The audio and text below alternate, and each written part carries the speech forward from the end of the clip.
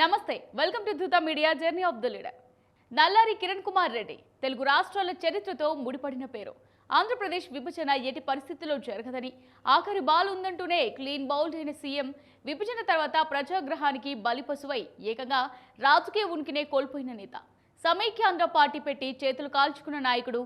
దాదాపు 10 ఏళ్ల పాటు రాజకీయాలకు దూరంగా ఉన్న ఆయన తాజాగా బీజేపీలో చేరి రియాక్టివ్ అయ్యారు. 2024 లోక్సభ ఎన్నికల వేళ మరోసారి పోటీకి సిద్ధమయ్యారు.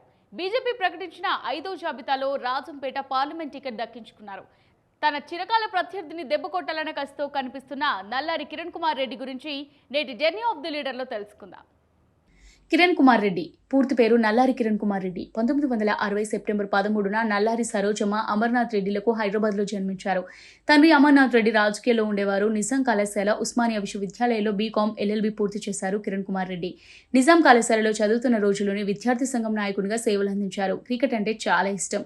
రంజీ ట్రోఫీ క్రికెట్ మ్యాచ్లకు ప్రాతినిధ్యం వహించేవారు. హైదరాబాద్ రంజీ జట్టు కెప్టెన్ గా, వికెట్ కీపర్ గా రాణించారు. ఇదే సమయంలో రమణారెడ్డి కుమార్తె రాధికారెడ్డిని వివాహం చేసుకున్నారు. ఈ దంపతులకు కుమార్తె నిహారిక, కుమారుడు నిఖిలేష్ ఉన్నారు. సహజంగా రాజకీయ నేపథ్యం కలిగిన కుటుంబం కావడంతో రాజకీయాల్లో తనదైన పాత్ర పోషించేవారు కిరణ్ కుమార్ రెడ్డి.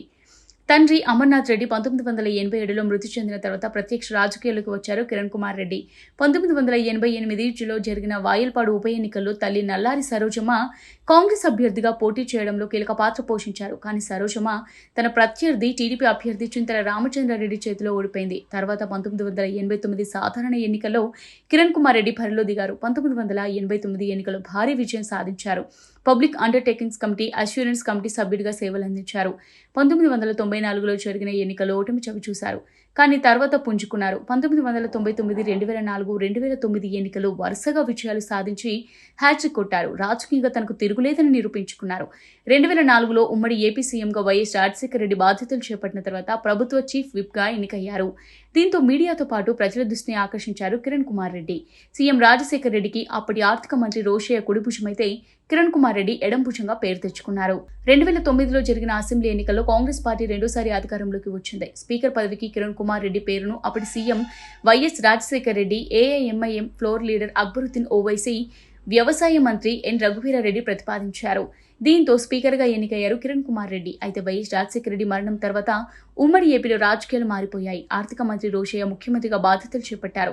ఇదే సమయంలో స్పీకర్గా కొనసాగుతూనే ఢిల్లీలో చక్రం తిప్పారు కిరణ్ కుమార్ రెడ్డి. దీంతో సీఎం పదవికి రోషయ్య రాజీనామా చేయగా ముఖ్యమంత్రిగా బాధ్యతలు చేపట్టారు కిరణ్ కుమార్ రెడ్డి. దీంతో మంత్రి పదవి చేపట్టకుండానే ముఖ్యమంత్రి అయిన తొలి వ్యక్తిగా కిరణ్ కుమార్ రెడ్డి చరిత్ర సృష్టించారు. సరిగ్గా ఇదే సమయంలో ప్రత్యేక తెలంగాణ ఉద్యమం ఊపందుకుంది. కాంగ్రెస్ ప్రభుత్వం సరైన నాయకుడు లేకపోవడంతో ప్రత్యేక తెలంగాణ ఉద్యమానికి నాయకత్వం వహించిన కేసీఆర్ కేంద్రంపై తీవ్ర ఒత్తిడి తీసుకొచ్చారు. ఒకవైపు ప్రత్యేక తెలంగాణ కోసం తెలంగాణ వ్యాప్తంగా ఆందోళనలు జరుగుతుండగా, మరోవైపు సమైక్యాంధ్ర కోసం ఏపీలో ఉద్యమాలు మొదలయ్యాయి. ఇదే సమయంలో ఆంధ్రప్రదేశ్ విభజన ఎట్టి పరిస్థితుల్లో జరగదని సీఎంగా కిరణ్ కుమార్ రెడ్డి స్పష్టం చేశారు. ఏపీ విభజన జరిగిన వరకు ఆఖరి బాల్ ఉందంటూ తన క్రికెట్ భాషలో చెప్పుకొచ్చారు. కానీ కాంగ్రెస్ పెద్దలు తెలంగాణ ప్రజల వైపు మొగ్గు చూపారు. ప్రత్యేక తెలంగాణ ఏర్పాటుకు అనుకూలంగా నిర్ణయం తీసుకోవడంతో సీఎం పదవికి హస్తం పార్టీకి రాజీనామా చేశారు కిరణ్ కుమార్ రెడ్డి. తర్వాత ఏపీలో జై సమైక్యాంధ్ర పార్టీని స్థాపించారు కిరణ్ కుమార్ రెడ్డి. కానీ 2014 ఎన్నికల్లో ప్రభావం చూపలేకపోయారు. రాష్ట్ర విభజన ఎఫెక్ట్తో ఒక్క సీట్ కూడా గెలుపొందలేకపోయారు. దీంతో జై సమైక్యాంధ్ర పార్టీని క్లోజ్ చేశారు. 2018 జూలై 13న కాంగ్రెస్ పార్టీలో తిరిగి చేరారు. కానీ ఏపీ ప్రజలు కాంగ్రెస్ పార్టీని నమ్మే స్థితిలో లేరని భావించి పార్టీకి రాజీనామా చేశారు. ఏప్రిల్ 2023లో జాతీయ పార్టీ బీజేపీలో చేరారు.